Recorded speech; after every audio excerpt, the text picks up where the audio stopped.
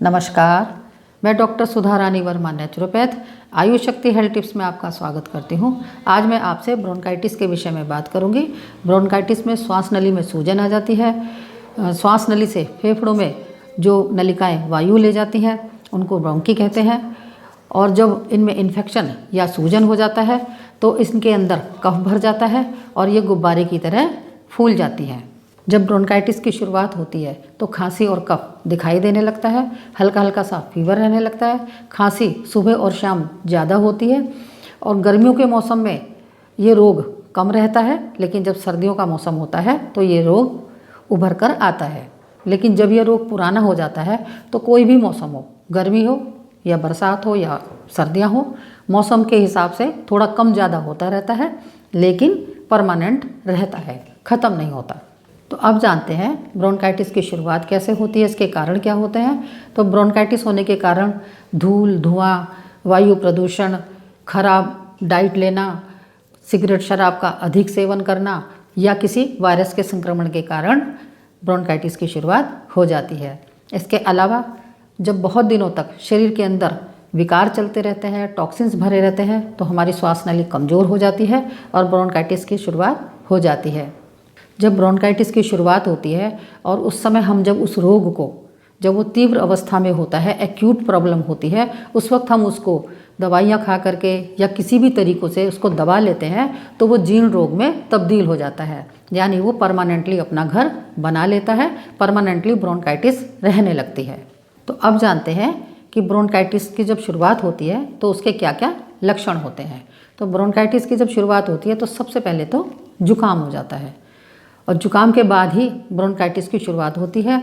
शरीर में आलस रहने लगता है, हल्का हल्का सा बुखार रहने लगता है, सीने में गर्मी रहती है, आवाज़ खराब हो जाती है, सांस लेने में दिक्कत होने लगती है, प्रारंभ में सूखी खांसी रहती है, शुरू में झागदार कफ आने लग जाता है, बाद में पीले रंग का कफ आना शुरू हो जाता है, जीभ गंदी रहने लगती है और पेशाब की मात्रा भी कम होना शुरू हो जाती है। ये हमारे सब प्रारंभिक लक्षण होते हैं। जब स्थिति और बिगड़ जाती है तो सांस लेने में कठिनाई होने लगती है, ठंडे पसीने आने लगते हैं, हाथ पैर ठंडे रहने लगते हैं, जीभ रूखी सूखी हो जाती है, यूरिन की मात्रा बहुत कम हो जाती है, गाल नीले और पीले दिखाई देने लगते हैं और बुखार 104 डिग्री तक पहुंच जाता है। तो ब्रोंकाइटिस की जो बीमारी है, इसको ठीक करने के लिए इसकी प्रधान चिकित्सा है शरीर शोधन, यानी हमें अपने शरीर की शुद्धि करनी है, बॉडी के अंदर से जो टॉक्सिन्स हैं उनको बाहर निकालना है, ब्लड की इम्प्योरिटी को ख़त्म करना है। जब ये सारी स्थिति ठीक हो जाती है, शरीर की शुद्धि हो जाती है, तो ब्रोंकाइटिस रोग धीरे धीरे समाप्त हो जाता है। ब्रोंकाइटिस रोग ऐसा रोग है कि जब तक शरीर की सफाई नहीं होगी, जब तक रक्त की शुद्धि नहीं होगी, शरीर से विकार खत्म नहीं होंगे, तब तक ब्रोंकाइटिस रोग ठीक नहीं होगा। तो मैं आज आपको ब्रोंकाइटिस रोग को जड़ से समाप्त करने के लिए प्राकृतिक चिकित्सा बता रही हूँ। तो इसके लिए हमें पेट के ऊपर गर्म ठंडी सिकाई करनी है। तो गर्म ठंडी सिकाई हमें सुबह और शाम दोनों समय करनी है। और जब आप गर्म ठंडी सिकाई ले लें तो उसके बाद एनिमा लेना भी ज़रूरी है, क्योंकि अक्सर जिन्हें ब्रोंकाइटिस की शिकायत होती है उनका पेट खराब रहता है, पेट साफ नहीं होता। तो इसलिए गर्म ठंडी सिकाई के बाद एनिमा अगर आप लेते हैं तो उसका बहुत जल्दी आपको फ़ायदा मिलता है। तो पहले देखते हैं कि गर्म ठंडी सिकाई कैसे करनी है। अब देखते हैं पेट की गर्म ठंडी सिकाई कैसे करनी है। गर्म ठंडी सिकाई के लिए हमें एक ये रबड़ वाली बोतल चाहिए और इसके लिए हमें इसमें गर्म पानी भरना है और गर्म पानी इतना तेज़ गर्म हो कि इसे आप सहन कर सकें। ये इसमें गर्म पानी मैंने भर लिया है और मैं पूरा 1 लीटर पानी इसके अंदर आ जाता है। जब आप इसका ढक्कन लगाएं तो इसका पानी इसके मुंह तक ले आएं ताकि बोतल के अंदर जो एयर हो वो बाहर आ जाए। जब एयर बाहर आ जाती है तो ये फ्लैट हो जाती है, फूली फूली सी नहीं रहती। इसकी सिकाई करने के लिए इसको हमें नाभि को सेंटर मानते हुए रखना है। तो सबसे पहले 3 मिनट गरम सिकाई करनी है। अगर ये तेज़ गरम लग रहा हो तो बोतल को उतार के इसके ऊपर पहले एक छोटा सा टॉवल फैला लें, पतला सा, और फिर ये सिकाई करें। अब 3 मिनट के लिए हमें ये सिकाई करनी है। तो 3 मिनट पूरे हो गए हैं। इस बोतल को हम हटा देंगे अब हमें इस पेट के ऊपर ठंडा टॉवल भिगो के रखना है। इसके लिए हम बॉटल के जैसा ही साइज़ चौड़ा बना लेंगे। अगर आपका टॉवल ज़्यादा बड़ा है तो उसको इस साइज़ में बना लें।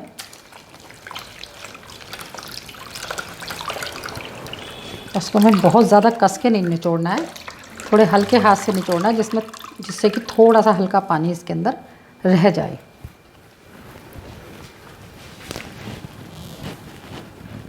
इस तरह से पेट पर इसको फैला देंगे, हल्का सा हाथ से सीधा कर देंगे जिससे कि वो स्किन से टच हो जाए। ये हमें 1 मिनट के लिए करना है। आधा मिनट हो चुका है। आधा मिनट बाद हमें टॉवल को पलटना है क्योंकि उधर से ये गर्म हो जाता है। अब 1 मिनट पूरा हो गया है। टॉवल को हटा देंगे और फिर से बॉटल रखेंगे। ये गरम सिकाई का दूसरा राउंड है। एक राउंड पूरा हो चुका है। जब हम गरम सिकाई करें तो पानी का जो टेम्परेचर है वो इतना गर्म होना चाहिए कि आप उसे बर्दाश्त कर सकें। और जो ठंडा पानी है, जब गर्मियों का मौसम है तो आपकी फ्रिज की बोतल का पानी भी ले सकते हैं। घड़े जैसा ठंडा पानी होना चाहिए। और जब सर्दी का मौसम है तो फ्रेश वाटर लें, क्योंकि सर्दियों में फ्रेश वाटर भी काफ़ी ठंडा होता है। 3 मिनट पूरे हो चुके हैं। बॉटल को उतार के रख देंगे।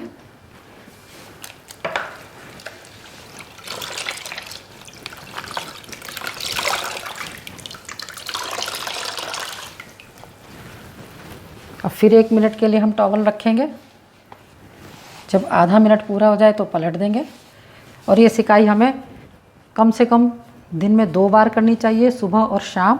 और अगर प्रॉब्लम ज़्यादा है तो इसको हम 3 बार भी कर सकते हैं, लेकिन 3-3 घंटे का गैप होना चाहिए। और जब हम सिकाई करें तो हमारा पेट थोड़ा खाली होना चाहिए। अगर नाश्ता कर लिया है तो 1 से 1.5 घंटे बाद करें, और अगर खाना खा लिया है तो 3 घंटे बाद करें। आधा मिनट पूरा हो गया, इसको पलट देंगे।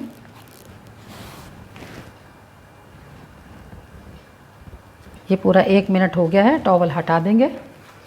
2 राउंड पूरे हो चुके हैं। ये तीसरा राउंड है। इस तरह से हमें 4 राउंड करने हैं। 3 मिनट गरम, 1 मिनट ठंडा, 3 मिनट गरम, 1 मिनट ठंडा। तो अभी आपने देखा कि पेट के ऊपर गरम ठंडी सिकाई कैसे की गई है। गरम ठंडी सिकाई करने से पेट में रुका हुआ मल, गैस, एसिडिटी सभी कुछ ठीक हो जाता है। और एनिमा लेने से पेट की सारी गंदगी बाहर निकल जाती है और ब्रोंकाइटिस में बहुत ही जल्दी आराम मिलना शुरू हो जाता है। जो सूजन अंदर हो गई है, जो ब्रोंकी इन्फेक्शन हो गया है, उनमें जो कफ बढ़ने लग गया है वो धीरे धीरे कम होना शुरू हो जाता है। अब आपको एक और चिकित्सा बताती हूँ। ये भी बिल्कुल नेचुरल है। ये दूसरी चिकित्सा है। इसके लिए हमें रोज़ाना 20 मिनट के लिए पैरों को गर्म पानी में रखना है। तो देखते हैं इस चिकित्सा को कैसे करेंगे। इस चिकित्सा को करने के लिए 2 बाल्टी में पानी लेना है गर्म। तो आप देखिए, एक बड़ी बाल्टी में गर्म पानी है, इसमें हमें पैर रखने हैं। और एक छोटी बाल्टी में अलग से पानी रखा है, जो बीच बीच में इसमें डालने की हमें ज़रूरत पड़ेगी, क्योंकि पानी का टेम्परेचर जब कम हो जाएगा तो हमें थोड़ा पानी बीच में डालना पड़ेगा। चिकित्सा को शुरू करने से पहले पानी पीना ज़रूरी है। अगर गर्मी का मौसम है तो ताज़ा पानी पी लें, और अगर सर्दी का मौसम है तो गुनगुना पानी पिएं। तो इस चिकित्सा को लेने के लिए हमें पैरों को गर्म पानी में 20 से 30 मिनट के लिए रखना है। और बड़ी बाल्टी में हमें पैर डुबाने हैं, जिससे आराम से पैर डूब सके। और पिंडली तक इसमें हमें गर्म पानी रखना है। और जब पैर गर्म पानी में रखें तो बाल्टी को कवर कर लें, जिससे पानी की गर्मी बाहर ना आए, हीट बनी रहे। और हमें पानी का टेम्परेचर ऐसा रखना है जिसको आप आराम से सहन कर सकें, ना बहुत ज़्यादा तेज़ और ना हल्का। और 5 मिनट जब रखे हुए हो जाए तो इसमें थोड़ा सा गर्म पानी ऐड कर लें। अब 5 मिनट रखे हुए हो गए हैं।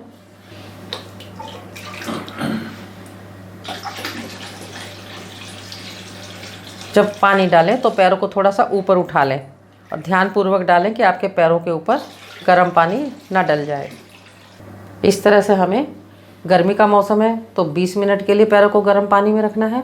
और अगर सर्दी का मौसम है तो करीब 30 मिनट के लिए पैरों को गर्म पानी में रखना ज़रूरी है, क्योंकि जब हम चादर ओढ़ के बैठते हैं तो थोड़ी सी अंदर गर्माहट भी फील होनी चाहिए। जब अंदर गर्मी फील होने लगे तब आप पानी से पैरों को निकालें। अब 5 मिनट हो गए हैं, एक बार फिर पानी डालेंगे।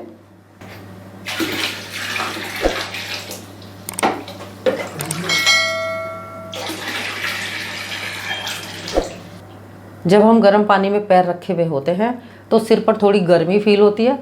तो ऐसी अवस्था में जब सिर पर गर्मी फील हो रही हो तो तौलिए को पानी में भिगोकर सिर के ऊपर रखना चाहिए, क्योंकि सिर ठंडा रहना चाहिए।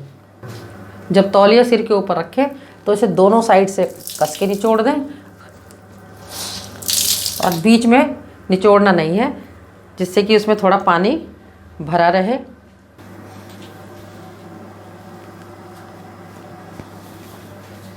अब 20 मिनट हो चुके हैं, तो हम पैरों को गर्म पानी में से बाहर निकालेंगे।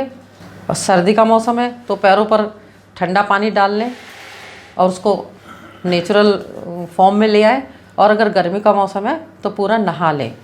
तो अभी आपने देखा इस चिकित्सा को कैसे किया गया है। इस चिकित्सा को करने से पूरे शरीर का ब्लड सर्कुलेशन चलता है और चेस्ट में जो कफ जमा हो गया है ये उसको ढीला कर देता है। जो श्वास नली में स्वेलिंग आ गई है उसको ये कम करता है। इसलिए रोज़ाना इसको एक बार ज़रूर लेना चाहिए, तो ब्रोंकाइटिस में बहुत आराम मिलना शुरू हो जाता है। इसके अलावा कुछ और इम्पॉर्टेंट बातें मैं आपको बताऊंगी जो ब्रोंकाइटिस रोगी के लिए बहुत ख़ास है। जैसे कुछ रोगी ऐसे होते हैं उन्हें सूखी खांसी रहती है, कफ नहीं आता, तो ऐसे रोगियों को रोज़ाना दिन में 3 बार स्टीम लेनी चाहिए। फेस स्टीमर से स्टीम लेनी चाहिए। स्टीम लेने से अंदर से कफ ढीला हो जाता है और बाहर निकल जाता है। इसके अलावा जब भी आप पानी पिएं हल्का गुनगुना पिएं, और गुनगुना पानी पीने से कफ वाले व्यक्तियों को बहुत राहत मिलती है और कफ धीरे धीरे बाहर निकलने लग जाता है। ज़्यादा पानी पीते हैं तो ज़्यादा कफ बाहर निकलता है और बीमारी बहुत जल्दी ठीक होती है। इसके अलावा एक और ख़ास बात है, जिन्हें ब्रोंकाइटिस हो जाती है या अस्थमा हो जाता है तो वो अक्सर अपने कमरे के खिड़की दरवाजे बंद करके रखते हैं। ये सोचते हैं कि हवा न लगे, हवा लगेगी तो तबीयत खराब हो जाएगी। हमें कभी भी ऐसा नहीं सोचना चाहिए। जिनको भी ब्रोंकाइटिस की या अस्थमा की प्रॉब्लम होती है उनको खिड़की दरवाजे खोल कर रखने चाहिए, जिससे कि ताज़ी हवा अंदर एंटर करती रहे। जब ताज़ी हवा अंदर एंटर करेगी तो ब्रोंकाइटिस में सांस लेने में आसानी होगी, ऑक्सीजन की मात्रा बढ़ेगी और उसकी वजह से सूजन और इन्फ्लेमेशन में कमी आएगी। इसके अलावा रोज़ाना हमें अनुलोम विलोम करना चाहिए, क्योंकि अनुलोम विलोम करने से शरीर के अंदर ऑक्सीजन की मात्रा बढ़ती है, जिससे ब्लड की शुद्धि होती है। तो हमें 20 मिनट सुबह और 20 मिनट शाम को दोनों समय अनुलोम विलोम करना चाहिए। आप अपने बिस्तर पर बैठ कर के भी इसे कर सकते हैं, लेकिन खिड़की दरवाजे खुले रखने चाहिए। और अगर आपका मन है तो आप दरी बिछाकर भी इसको कर सकते हैं, कुर्सी पे बैठ कर के भी इसको कर सकते हैं। जैसे आपको सुविधा लगे वैसे कर सकते हैं, लेकिन आप इसको करें ज़रूर, ये करना ज़रूर चाहिए, क्योंकि ऑक्सीजन जब अंदर जाती है तो बहुत सारे रोगों को बाहर निकालती है। जब आप बीमार होते हैं उस वक्त हमें 80% एल्कलाइन और 20% एसिडिक फूड लेना चाहिए। जब हम 80% एल्कलाइन और 20% एसिडिक फूड लेते हैं तो उससे बीमारी बहुत जल्दी बाहर निकलना शुरू हो जाती है। और इस रोग में विशेषता ठंडी, खट्टी और मीठी चीज़ों से परहेज रखना चाहिए। डाइट के बारे में मैं नेक्स्ट वीडियो में आपको बताऊंगी, क्योंकि अगर मैं डाइट के बारे में भी आपको बताने लगी तो ये वीडियो काफ़ी बड़ी हो जाएगी। तो नेक्स्ट वीडियो में हम डाइट को लेकर चलेंगे। मुझे उम्मीद है मेरी जानकारी आपको अच्छी लगी होगी। मेरी जानकारी आपको पसंद आई हो तो मेरी वीडियो को लाइक करें, शेयर करें, और अगर आपकी कोई क्वेरी हो तो ज़रूर करें, मैसेज ज़रूर डालें। मैं आपको उस मैसेज का जवाब ज़रूर दूंगी। फिर मिलते हैं किसी नई वीडियो के साथ। नमस्कार, धन्यवाद।